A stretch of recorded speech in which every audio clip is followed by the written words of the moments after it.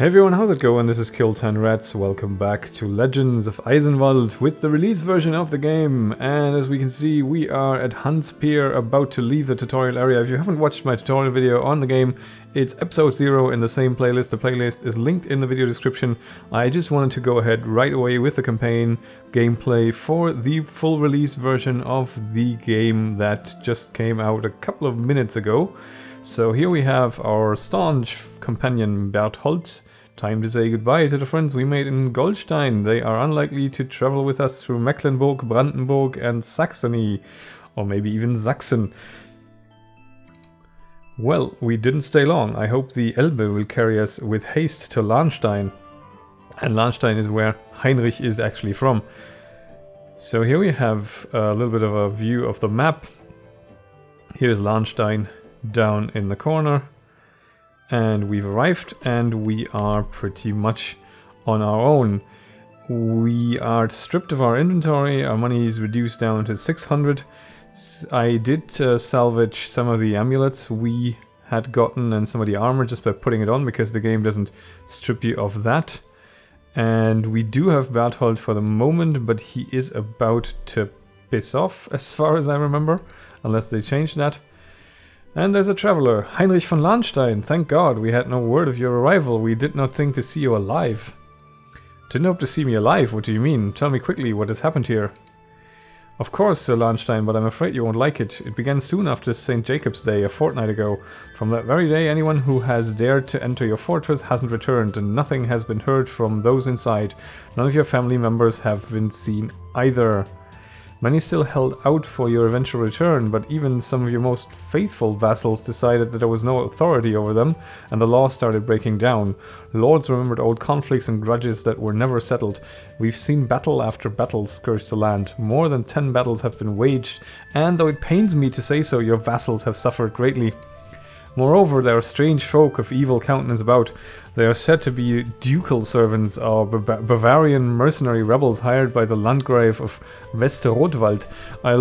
Ill deeds await those upon the road, for peasants and merchants alike. Grim news indeed, but I swear I will avert this chaos from my lands. I will live up to the Lahnstein name. What else can you tell me? It would be wise, Sir Lahnstein, to ask at the outpost that stands before your castle gates. I do believe someone is waiting for you there. Now I must depart, for these storm clouds are not for my old shoulders to bear. God be with you. Berthold says, damn it, and damn it a third time. I knew we shouldn't have left Lahnstein. Heinrich, if only we had been here when it had begun. Curses, I must hurry to my own estates, for with such ill winds on the horizon, who knows what devilry has been happening. I will await you on the east bank. And take my advice, gather an army at once. You are going to have a tough time without a strong squad of faithful warriors guarding your lands.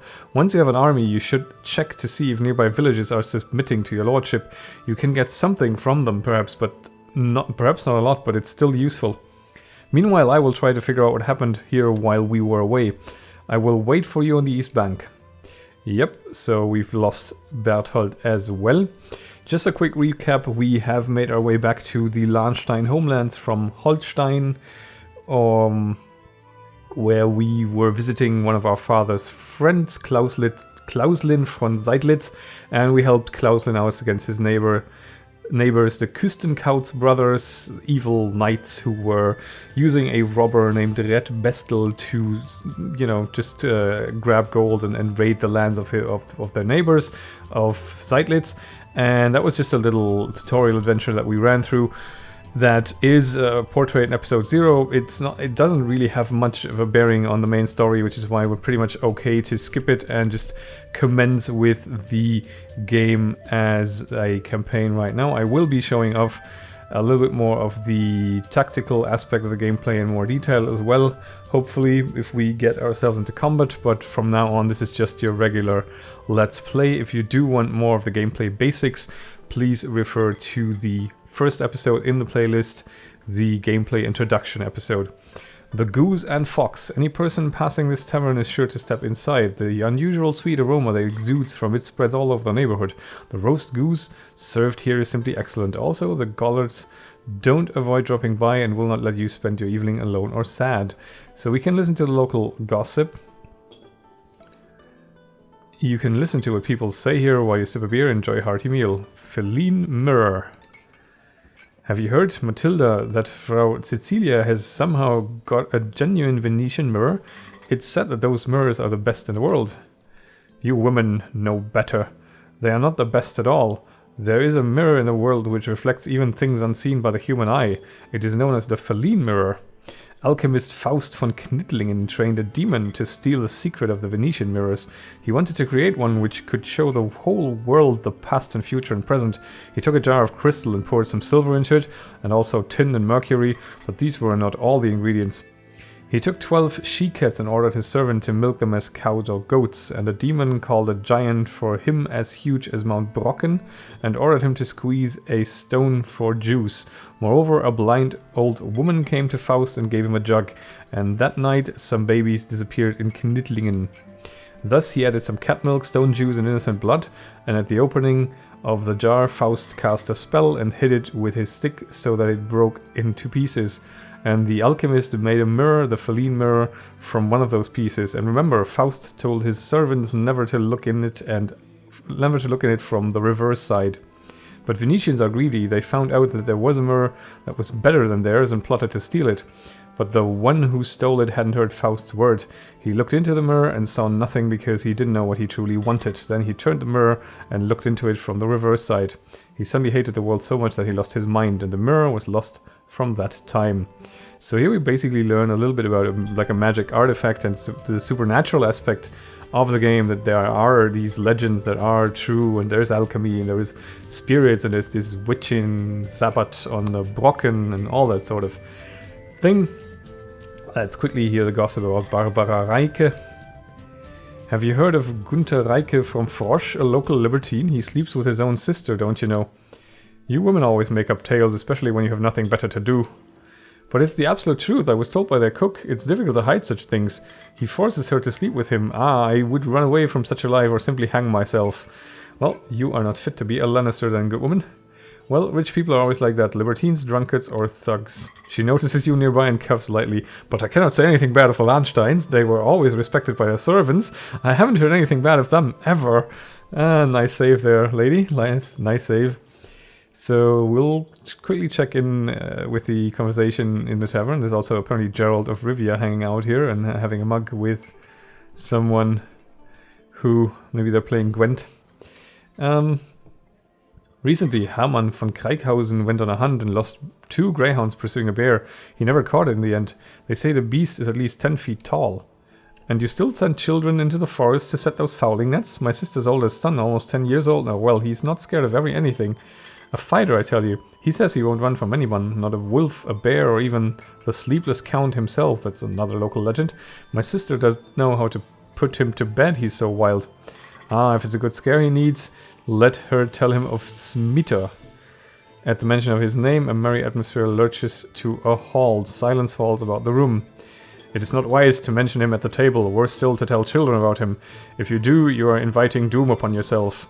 This Smita, who is he? People talk of him in whispers, and I can get no straight word from anyone. I am a man of the forest myself, and the town rumors are lost on me. The innkeeper glances around and lowers his voice. Well, if you really want to know, listen closely. And here we have one of these little legendary sort of, there's like a legend that portrays into a sort of cutscene, and there's usually a quest tied to it and an artifact tied to it. Between Rhein and Oder, you would be hard-pressed to find a man as fearsome as Svite the Iron Millstone, the Duke's executioner, a giant 10 feet tall with a soul as black as night. His left arm extends no further than his shoulder, but his loss only makes him an even more frightening sight. This is what the people say about him. 30 years ago, Smita wanted to marry a girl named Geneva. His wealth promised her a good dowry, but the girl loved another, Linhard, a brave young knight. Geneva's brother disliked Linhard and made arrangement for her to wed the executioner. Geneva and Linhard wanted to run away together, but her brother caught wind of the plan and locked Geneva in a tower. She knew she could not be with her beloved, so she agreed to give her hand and her heart to the one who managed to climb the Crying Mountain. Between the Crying Mountain towered over Windfeld, Its wind-lashed peak resembled a toothed crown. The wind passing through those teeth wailed a haunting melody. For this reason, the people called it the Crying Mountain and also the Crowned Mountain. No one has ever managed to reach the top. Geneva hoped that no one would be able to do it, and that she would not have to marry someone that she did not love, but Smeeta requested aid from a sorcerer. The sorcerer's left arm had hung limp and useless since birth, so in exchange for Smeeta's arm, he granted him inhuman powers. Using his newfound powers, Smeeta carved a path for himself through the rock, and when he reached the peak, he raised his sword. The wind howled around him in pain so loudly that everyone from Rhine to Oder heard it. Smeeta had conquered its unexplored peak. As he descended, Smeeta shattered his path to block access to the peak. People say it's impossible to defeat the Iron Millstone. Only he who can reach the top of the Crying Mountain in Smeeta's footsteps is strong enough to challenge him. So the poor woman had to marry the executioner? That is another tale entirely. There is an old monk that comes by quite often, and he tells it much better than I can. I've spent too long yammering about old tales. I'd best get those servants to work those layabouts. And I'd agree, we have spent quite a bit of time now yammering on, and I feel it's time to hire a... Well, no, actually not hire a mercenary. He'll come in a little pricey. We'll move on. Let's check. What can we do here? There is... we can hire a peasant for 10, and he's not a mercenary, so we should probably do that. We can always let him go if we so desire, but for the moment it's just a sort of a... You know, it's okay to have sort of a distraction around so we don't take all the heat, especially since it seems there is someone headed for us here, and probably not with good intentions. Yep, we are getting ambushed already. So a little word maybe back on the battle system. As you may remember from the previous episode, this is the initiative bar, and we have our abilities where we can assume a defensive stance, but it costs us our turn. We can wait to let our initiative pass, or we can attack the closest target. So these are both 1 hex away. There is no movement allocation, so all we can basically do is attack one of these two. And we will do that. Let me see. We'll attack from this side, so we can maybe go flanking from this side and then get him down already. Yep, thank you, peasant. That was nicely done. Now our peasant is getting beat up, and so are we. I did get us back to full health before we left Goldstein by consuming a potion. Right, so we'll deal with this guy. And now he's going to make our life a little hard, but we should be fine here. It's just one of those annoying little ambushes. Fortunately, we can probably check in on the way and get ourselves healed up. We get a few gold coins and a bit of experience. That's okay. Right, so let's proceed. I think we can actually talk to this guy here. He passed us. You can sort of, as we pass Adolf's estate, a bit unfortunately named maybe, we can actually talk to most of the friendly troops that pass us. And as for our target, maybe I should show that off. Here is Lahnstein. And here is Kreighausen, which is where Berthold resides, and there's a bridge here, so we're heading for the bridge and over to where we will get to Lahnstein, and there is the St. Lucius Monastery on our way, where we can check in to get ourselves healed up and maybe also revive our peasant friend. There is also a town here that we might check in with, I guess. Let's see what we can do here. Maybe there is someone we can hire along the way. Oh, we can get healed.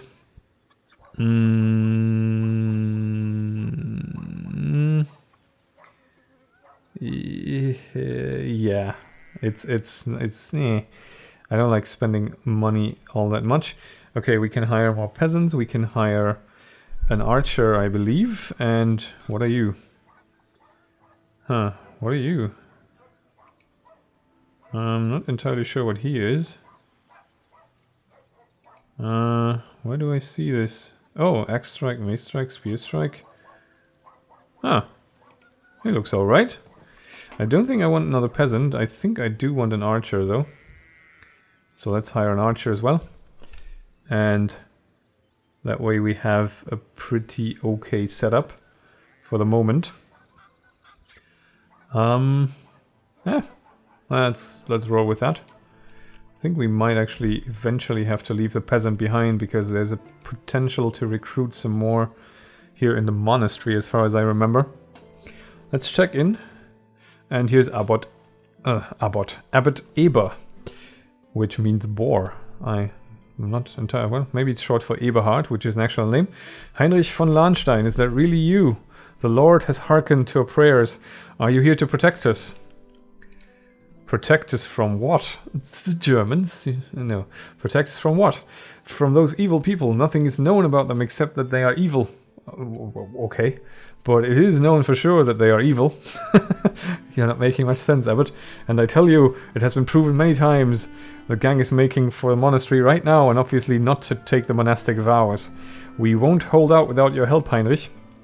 Stefan, Theoderich, come here quick and stand for the monastery, together with Heinrich von Lahnstein. Okay, so we have Stefan and Theoderich with us as well. And that means we have two I'm not even sure they're temporary or whether they're permanent. And they also sell some stuff here. They sell a bowman's bracelet, which could be nice, but it's a little expensive for the moment.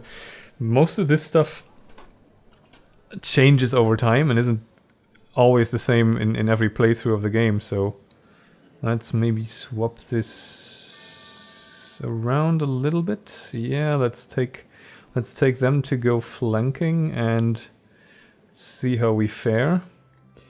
Let's pass the time because there will be evildoers coming our way. I think it's them. And then we can sort them out for our friend, the abbot, who is also a boar. Not a boar as in he's boring, but, you know, oink oink. And in the forest and stuff. Okay, we can actually, perfectly positioned here, we can actually attack everyone. And we immediately go for the ranged guy, because then he is based and cannot attack. That should reduce his damage potential quite a lot. We can actually also see if we can sort him out completely. And wedge this guy in as well. Oh wow, peasant, you are so incredibly useless. But it's like, he's sort of like a damage sponge for me in a way. I'm probably gonna get rid of him fairly soon. Yeah, let's get our monk friend to bash in. Oh, lightly stunned, that's a debuff, which means he's gonna be doing a little less damage. They are attacking the monks quite happily, it seems, which is a bit unfortunate because they aren't the sturdiest. We've taken out the archer now. This guy should be... oh. Okay, he's not doing any damage. We should either get rid of him or upgrade him somehow. But I think once they upgrade, they actually become recruits and get somewhat decent. Are you gonna surrender? You're not gonna surrender? Okay, pokey poke, and you're going down. Right, so we have looted a padded jacket and 35 copper. Thank God, you have overcome them. Take some ointment to heal your people's wounds, and some monastery wine. It heals the spirit no worse than a prayer. Okay, that sounds pretty good. If you ever need my help, you may come anytime. We monks are not great warriors, but we are skilled at healing. I'm actually interested in your healing skills. He also has another quest for us, so let's talk about the undead at the graveyard. Let's actually check the monastery flavor text, because I do want to be a little more thorough with the lore. There is a lot of lore and background description and detail and nice stuff to discover in this game, with the setting like the, you know, 15th century Germany, Holy Roman Empire, with all these nice mythological bits thrown in. It's really, really good. This monastery once belonged to one of the local knights. They say the knight joined blasphemers, but he soon repented and turned back to Christianity. To atone for his sins, he took monastic vows and transformed his house into a monastery consecrated to Lucius, the saintly bishop who had forgiven all repented apostates. So, here we go, talk to him. It is a hard time for all. Even the dead cannot lay still in their graves. Dreadful things are happening in the monastery graveyard that lies beside the cloister. I haven't seen anything, of course, but some brothers tell me what they have seen, and I believe them. When it becomes dark, Abbot Stefan seems to leave his tomb and wake the others from their slumber. No matter how much we have prayed for his soul, nothing helps. His sins must be truly unforgivable. Please, try to stop this sorcery. And alas, that's all the info we get, but at least we have a quest now. We can hire one of these guys. Actually, what's our limit? Yeah, I think it's time to get rid of the... I think it might be time to get rid of the peasant, because we have a limit of 5 right now. And I guess he's done his job. How do we do this again? Yeah, we dismiss him. Wait, what? Can't I? Okay, right, he's done. Okay, and now you come along, and you come along. He's sort of a buffer kind of character. Let's see, who can get the padded jacket, actually? How about... Can you get it? I think you can, yeah. Okay, because these guys definitely do take some damage if you leave them to their own devices. Do we have anything to trade that we'd like to have? We have a nice hat and a beret, but they're all a little expensive. And we're trying to keep our money a little bit tighter. Maybe we should get that. That's not too expensive, and it gives a little bit of initiative to him and spiritual power. Yeah, let's get it. Just for the sake of having a nice hat on his shaven dome here. This is also quite tempting, but I'm going to leave it for now. Now, do we want to check out the graveyard? I've actually advanced time, so I'm going to stop the time flow, in which case things only move when we move. We can check out the graveyard quickly and see what we can do there. I don't think... I'm not sure, maybe it has to be night for it though. The cemetery is the biggest in the neighborhood. Not only do common people bury their ancestors here, but the local nobility do as well. It's likely that one day your mortal remains will also find shelter in one of the local tombs. Scary thought, isn't it? Yeah, we can't do anything here right now, because we need to wait for it to become dark, as far as I remember. By the way, I think there used to be a bit of an exploit in the beta build. I'm not sure it's still there, where you could take those 2 monks that were sent to assist you in the quest and just not do the quest or fail the quest and just take them along with you, which is a bit of a dick move, of course. Let's check in here. Underwood. Unsociable peasants live here. They look like wild animals to others. People do not trust them, they only fear them. The children here don't play with dolls, but crudely fashioned toy animals. Unsurprisingly, legend has it that the ancestors of these peasants were wild beasts. So now you know. And we could hire a peasant here, but we really, really don't want to. There is a smithy. Maybe there is an upgrade we can grab from the smith. The local blacksmith is a husky fellow. There is no metal that he can't bend, nor any stone that he can't crumble. The giant, however, has a kind and gentle soul, which may bring ruin upon him. People are always striving to outsmart and shortchange him. Oh, poor guy. Oh, we can get a shield. Yeah. I'm interested in a shield. Thank you. Okay. And I think that's our spending done for the moment. Can we actually talk to this gentleman here? What do you say? Code Kreige. Okay, what do you need, Heinrich von Lahnstein? It would be wise for you to establish order in your own land. Please do so without distracting me from keeping order on my own. Right, that's someone who's related to Berthold, and maybe we should heed that advice. And check in at our home base first and foremost.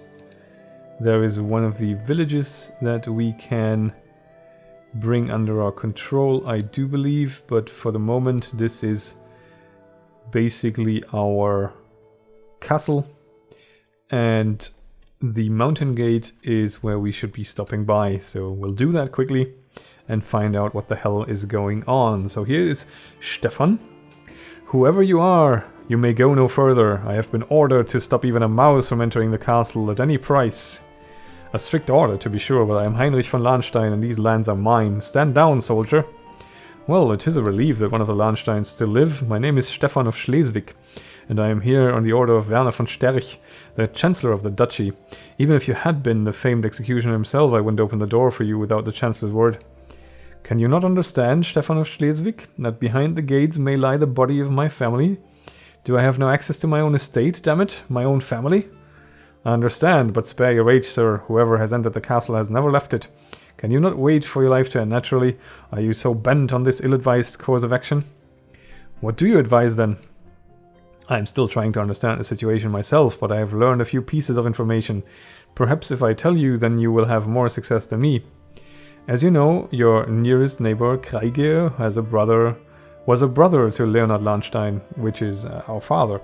In the case that all of your family is dead, your titles and land will pass to the oldest of the Kreigers. The oldest of the family is Sir Kurt Kraiger. What are you implying? I am offering a motive, perhaps. Shepherds saw Kraiger in this area by the cover of darkness. Not 3 days past. They say he never left the castle, but he is safe and sound. You can see for yourself, perhaps he will talk to you. I think that's actually the guy we just talked to, and here we have the little description of the mountain gate. This is the only approach to the Lahnstein fortress. These gates were made to protect it from the enemies without. Now, however, it protects the lands from a mysterious threat within. So yeah, we already realized there are some foul things afoot. This Stefan of Schleswig person reminds me of someone, but who? I fear I cannot place him, though I swear I've seen him recently. It could be... Well, the only one of note we have seen recently is Küstenkauts, and we have heard that one of the Küstenkauts brothers is actually missing. This is, by the way, speculation. I have no further information on how the plot progresses in the game, because I have reserved my playthrough of this game for the most part until after the beta, so I've waited for the release. So we can actually take over this village now. Lake Village. They say the lake near the village was formed by the tears of a young peasant girl. Legend tells of a knight who abused the girl and killed her protective fiancé. The girl's tears formed the lake before she died of grief. The cries and moans of the girl's troubled soul carry over the water every year on the day of her fiancé's death. As you can see, it's a very cheery setting. But it's pretty much in line with the mood of the older German legends, I suppose. What do we have here? A bandit. Look, here comes the youngest of the Lahnsteins. Kill him at once. We can sure try. Okay, you definitely didn't bring enough friends for your endeavor. Who do we attack?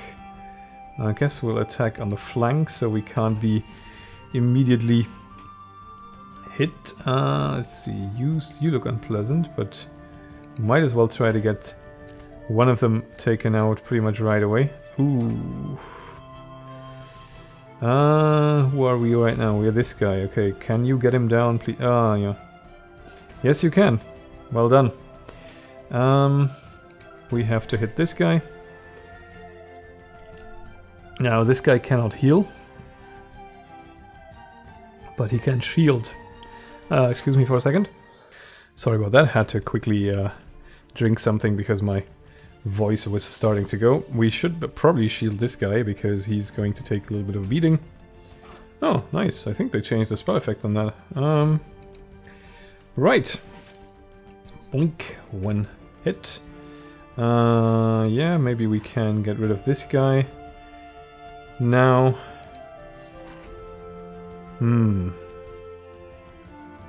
Okay. Shield you as well.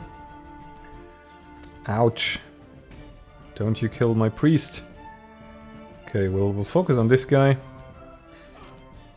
Because I think he should be dead now. Yeah. And then the priest can finish him off, or the archer can, maybe. No, the archer can't. Oh god, no! You bastard! Meditate and hit him. You are doing like no damage, dude. What is he anyway? Like, I'm not sure what... Oh, we leveled up. Heinrich leveled up. That's pretty nice. And we got a hawk ring. That's pretty nice as well. It's a pity the dead cannot talk. I wonder whose orders they tried to carry out. So those guys were actually set upon us by somebody. And we got a ring that boosts our initiative. Can we see... let's replace this thing. And give our... Oh right, you don't like pagan amulets. Oh, he's a recruit, right. That's a level above the peasant, but still not really great. Right, what can we get? Rage, two-handed weapon, or mounted combat. For each hit taken, this character's attack grows by 2. After his next attack, the fury indicator is reset. Not sure I like this, actually. I think I like going to the feudal path more. Or maybe, since we're always positioned in the middle anyway, we could go for commander as well. Yeah, let's upgrade to commander. And that's fine then. Let's maybe check back in at the village. See if what it costs to heal us all. Actually, I wonder if that costs the same if we do it at the monastery or not. Ah well. Okay, so we've learned quite a few things. We've learned that our native castle is being... Whoops. What did I just run into? Whoa, hey, what the hell? Random encounter, I guess. We've learned that our native castle is in a pretty bad spot. And that we are, I guess, having a bit of a problem with finding our way into the castle because the Chancellor of the Duke has forbidden entry rigorously. So... Oh, nice. So we should... God, I wish you could, like, pass so you could stand in this square now, because that would take this guy out right away. Oh well. So yeah, the Duke's Chancellor has basically forbidden anyone from entering our castle. And that includes ourselves. And now we sort of need to find out what the hell is going on. Which should not be all that easy a task, all things considered. Okay, let's see if we can get this guy down a little further so he doesn't... yeah, okay. I wanted to save this guy's bacon, but that didn't seem to work all too well. Ah well, it's not the biggest problem.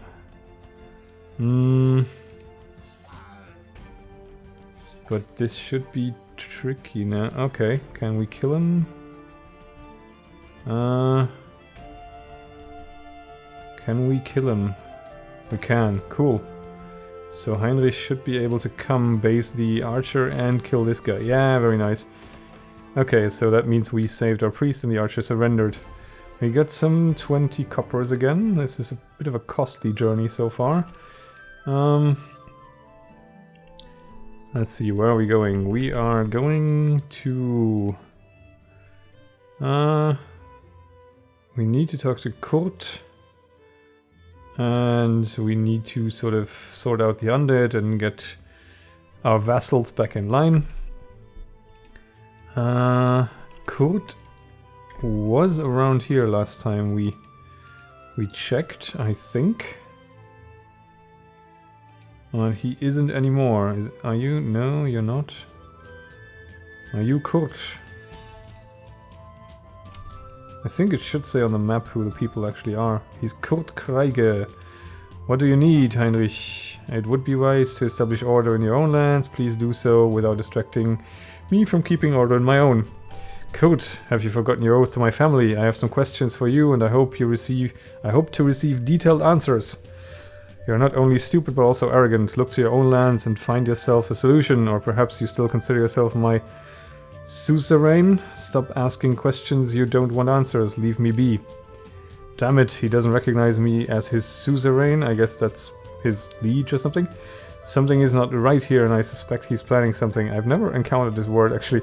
I have to talk to Berthold. Okay, so this guy is being a dick. And all things are a little bit suspicious. We should be talking to Berthold next and find out what the hell is going on here and how we can potentially make things right again. But we'll leave that till next time. I thank you very much for watching. I'll catch you next time, and bye for now.